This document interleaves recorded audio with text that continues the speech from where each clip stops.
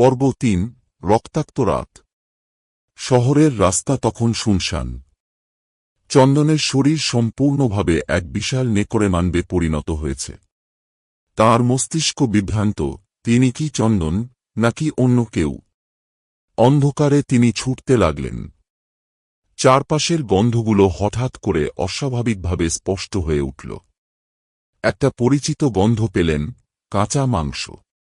কোনোভাবে নিজেকে সামলানোর চেষ্টা করলেন, কিন্তু পেটের ক্ষুধা অসহনীয় হয়ে উঠল। হঠাৎ সামনে দেখা গেল একজন পথচারী। গর্জন! এক মুহূর্তের মধ্যে চন্দন তার ওপরে ঝাঁপিয়ে পড়লেন। লোকটা চেঁচানোর আগেই তার ধারালো থাবা বুকের মাঝখান দিয়ে ছিঁড়ে ফেলল। উষ্ণ রক্তের গন্ধে চন্দনের নেকড়েসত্তা আরও বন্য হয়ে উঠল। ভোরের আলো ফোটার আগেই সে নিখোঁজ হয়ে গেল অন্ধকারের মধ্যে।